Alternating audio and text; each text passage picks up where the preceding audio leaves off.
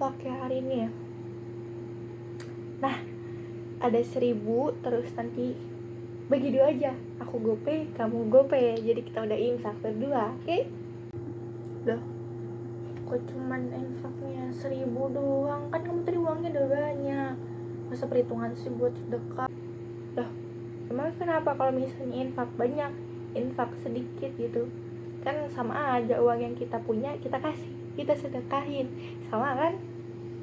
Yaudah deh, biar sedikit ada cahaya pencerahan buat kita. Nah, sama ada sedikit cerita nih. Mau denger ceritanya nggak? Kalau mau, simak video saat ini ya.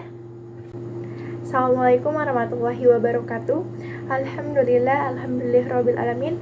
Wassalatu wassalamu ala asyrafil anbiya'i wal mursalin wa ala alihi wa sahbihi ajma'in, amma ba'du. Alhamdulillah, pertama-tama kita panjatkan puja dan puji syukur atas kehadirat Allah, karena berkat rahmat juga karunia-Nya kita diberikan kesehatan lahir dan batin. Salawat serta salam senantiasa kita curahkan kepada Nabi besar kita, Nabi Muhammad SAW. Pada kesempatan kali ini, saya Salma Azhari Fadila dari kelas 11 MIPA 7 akan sedikit membahas mengenai kisah kedermawanan salah satu seorang sahabat Rasul yang juga menjadi khalifah Muslim dan masih ada hubungan saudara dengan Rasulullah dan terkenal dengan kedermawanannya, yaitu yang tak lain juga tak bukan adalah Utsman bin Affan. Nah, Utsman bin Affan ini terkenal dengan sifat kedermawanannya, pemalunya, baik hatinya, sifat keremahannya. Nah, pada kesempatan kali ini saya akan sedikit cerita mengenai kisah kedermawanannya Utsman bin Affan. Nah, Utsman bin Affan lahir di tahun 567 Masehi. Jadi artinya 6 tahun setelah tahun gajah. Jadi 6 tahun. Jadi usia beliau dengan usia Rasulullah beda 6 tahun. Ayah beliau adalah Affan bin Al-As dari suku Bani Umayyah dan mempunyai seorang ibu yang bernama Arwa binti Quraisy dari suku Bani Syam. Nah, Utsman bin Affan adalah seorang anak yang lahir dari keluarga terpandang pada masanya dan juga seorang pedagang. Nah, waktu ayahnya meninggal, Utsman bin Affan ini memantapkan tekad, membulatkan tekadnya untuk mengembangkan usaha keluarganya. Nah, pada saat itu, Utsman bin Affan berhasil menjadi seorang pedagang yang sukses di kota Makkah. Nah, beliau ini mempunyai teman seperprofesinya, yaitu Abu Bakar Asy-Siddiq. Nah, di mana Abu Bakar Asy-Siddiq saat itu sudah memeluk agama Islam dan dia menyampaikan mengenai agama Islam kepada Utsman bin Affan.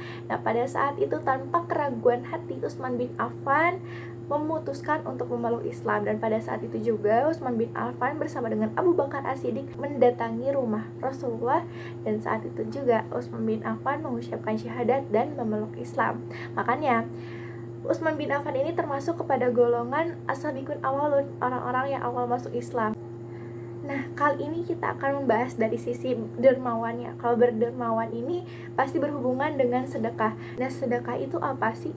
Sedekah adalah pemberian dari seorang muslim kepada orang lain secara ikhlas dan tidak ada batasan mengenai jumlah dan tidak dibatasi oleh waktu-waktu tertentu gitu.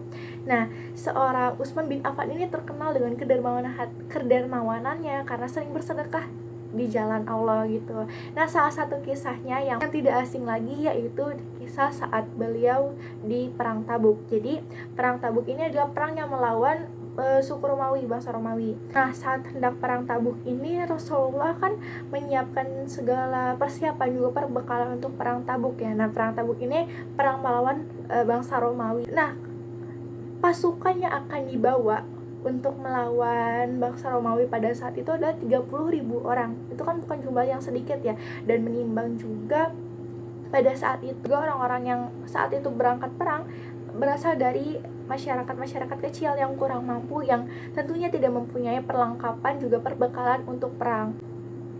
Nah, ditambah lagi pada saat itu juga Arab sedang mengalami kekeringan, jadi sedang berada di puncaknya kekeringan gitu. Jadi pasti kesulitan dari segi perbekalan. juga peralatan perang. Nah, makanya waktu itu Rasulullah menyerukan sumbangan bantuan daripada jihad. Nah, daripada sahabat-sahabatnya Rasulullah. Pada saat itu, Utsman bin Affan menyumbang 1.000 dinar untuk pasukan Tabuk. Lalu, saat itu Rasulullah bertanya lagi, adakah dari kalian yang akan menyumbangkan unta juga kuda perang? Nah, Utsman bin Affan langsung menjawab, saya ya Rasul, saya akan menyumbangkan 100 kuda perang beserta perlengkapannya. Perlengkapannya tuh dari mulai perisainya, terus topi perangnya, baju perangnya, sudah satu pakai sama kuda yang beliau sumbangkan gitu. Jadi setelah itu Rasulullah menjawab, bagus ya Utsman, lalu siapa lagi yang akan menyumbangkan kuda juga untanya? Karena kan banyak ya, 30.000 pasukan, 100 kuda perang juga masih kurang untuk perbekalan 30.000 orang gitu. Lalu Utsman pun menjawab lagi, saya ya Rasul, saya akan menyumbangkan 100 kuda perang beserta perlengkapannya. Lalu Rasulullah menjawab lagi, bagus apa yang telah engkau lakukan ya Utsman, siapa lagi yang akan menyumbang? Nah, Utsman bin Affan tuh menjawab hal yang sama seperti tadi, sampai akhirnya kuda yang beliau sumbangkan itu berjumlah 900 kuda perang beserta perlengkapannya. Nah, nggak sampai di situ aja, Utsman pun menjawab, ya Rasulullah, kuda perang saya hanya tinggal 90 ekor saja. Nah, makanya Utsman bin Affan menggenapkan dengan 10 ekor unta besar. Nah, nggak sampai di situ aja, waktu itu Utsman menjawab lagi, ya Rasul, kuda perang saya hanya tinggal 90 ekor lagi. Nah, jadinya beliau menggenapkannya dengan 10 ekor unta besar. Jadi ada 100 ekor hewan terakhir yang ia sumbangkan. Jadi total yang beliau sumbangkan ada 990 ekor kuda besar, kuda perang beserta perlengkapannya, dan unta besar. Jadi genap 1.000 ekor keperluan hewan perang yang ia sumbangkan pada saat itu. Masya Allah. Jadi kudanya juga bukan kuda kecil-kecil gitu, bukan, kudanya kuda besar. Terus ya pasti harganya juga waktu saat itu mahal gitu. Jadi bukan hal yang murah yang ia sumbangkan. Lalu Rasulullah tuh menjawab, bagus ya Utsman apa yang telah kau lakukan. Lalu beliau berkata lagi, setelah ini tidak akan ada yang bisa menghalangi Utsman bin Affan untuk masuk ke surganya Allah. Masya Allah. Jadi dengan bersedekah keperluan perang saat itu, Rasulullah berkata dan mendoakan Utsman bin Affan pada saat itu. Nah, lalu saat itu Rasulullah bertanya lagi, kami belum mempunyai bekal lain cukup, siapa lagi yang akan menyumbang, kata Rasulullah.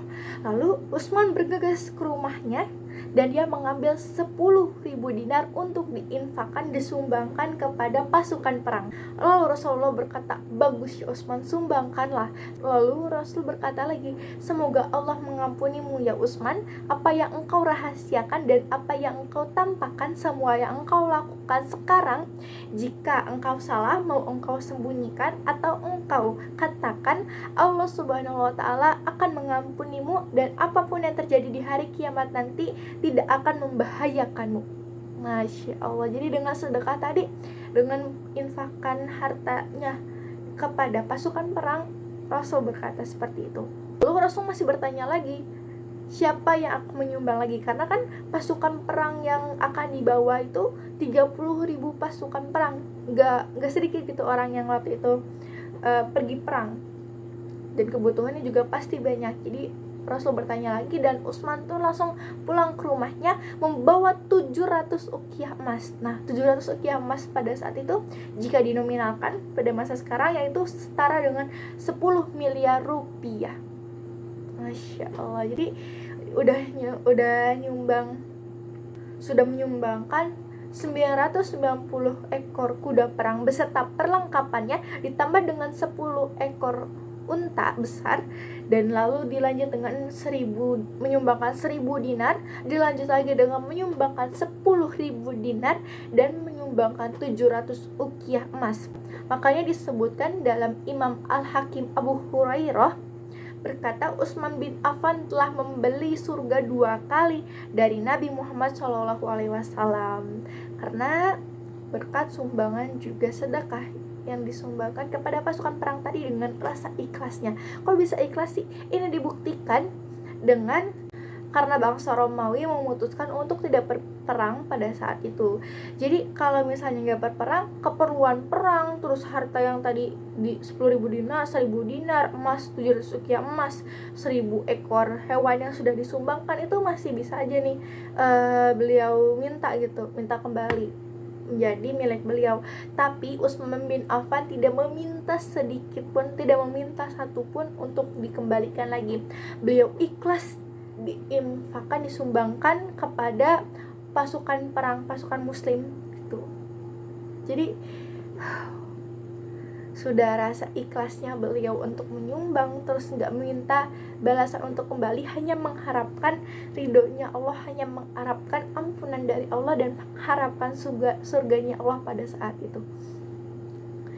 Jadi luar biasa, banyak banget pelajaran yang kita bisa ambil dari Utsman bin Affan. Nah, setelah itu, for your information aja teman-teman, jadi setelah itu pasukan perang muslim tuh ceritanya udah menang nih dari perang Tabuk. Nah, dari kisah Utsman bin Affan tadi yang Masya Allah luar biasanya memberikan banyak pelajaran bagi kita dan bagi Salma juga, terutama kita belajar mengenai keikhlasan beliau dalam bersedekah dan juga fadilah dalam bersedekah yang disebutkan dalam Al-Quran, yaitu ada dalam surat Al-Baqarah ayat 271. وَإِن تُخْفُوهَا وَتُؤْتُوهَا الْفُقَرَاءَ فَهُوَ خَيْرٌ لَكُمْ وَيُكَفِّرُ عَنكُم مِّن سَيِّئَاتِكُمْ وَاللَّهُ بِمَا تَعْمَلُونَ خَبِيرٌ. Yang artinya, jika kamu menampakkan sedekahmu, maka itu adalah baik sekali. Dan jika kamu menyembunyikannya dan kamu berikan kepada orang-orang fakir, maka menyembunyikannya itu lebih baik bagimu. Dan Allah akan menghapus dari kamu sebagian dosa, sebagian kesalahan-kesalahanmu, dan Allah mengetahui apa yang kamu kerjakan.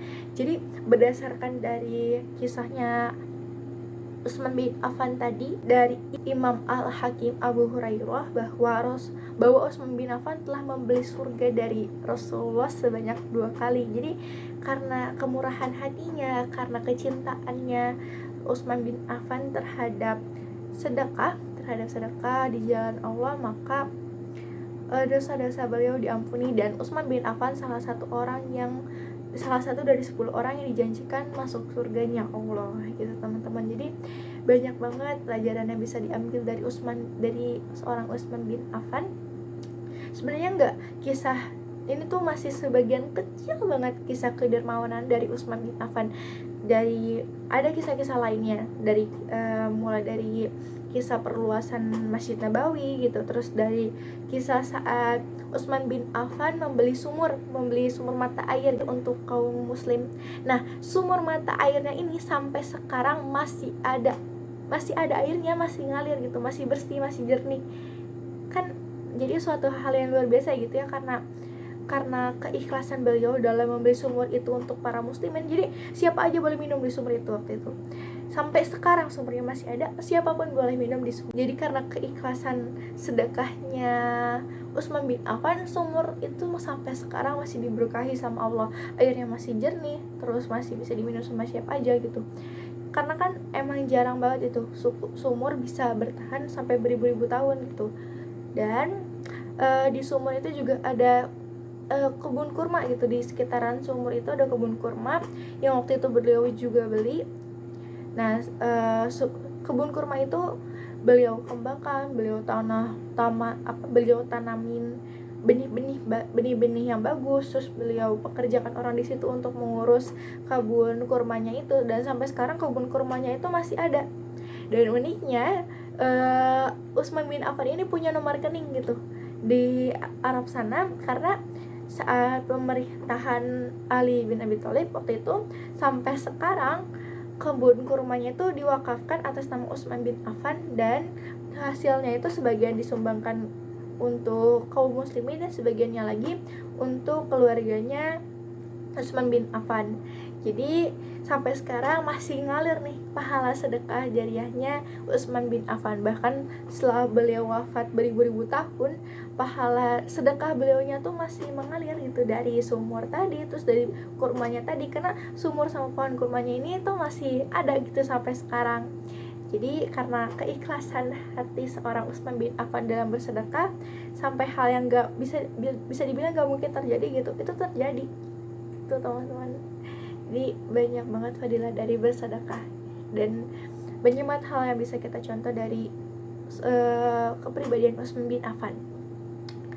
Lalu sebenarnya 3 hal tadi tuh masih hal kecil, hal sedikit yang bisa disampaikan. Banyak banget kisah-kisah kedermawanan Utsman bin Affan gitu, dan ada sedekah sembunyi-sembunyinya, terus ada sedekah tantangannya, itu banyak banget.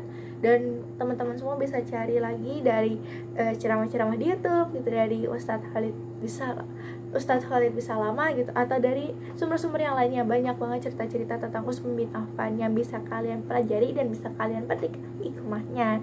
Dan mudah-mudahan dari video ini juga bisa memberikan pelajaran bagi teman-teman, bagi Salma tentunya, dalam bersedekah gitu. Jadi mudah-mudahan video ini bisa membawa manfaat juga, kebaikan dan keberkahan bagi kita semua. Amin amin ya robbal alamin. Nah, sebelum mengakhiri video ini, sama ada sedikit pantun nih seperti biasanya. Pagi-pagi pergi ke pasar bareng Vika. Ke pasarnya beli kerudung untuk menutup aurat. Teman-teman jangan lupa bersedekah untuk keberkahan dunia dan akhirat. Akhirul kalam, afwan bila ada salah kata. Wassalamualaikum warahmatullahi wabarakatuh.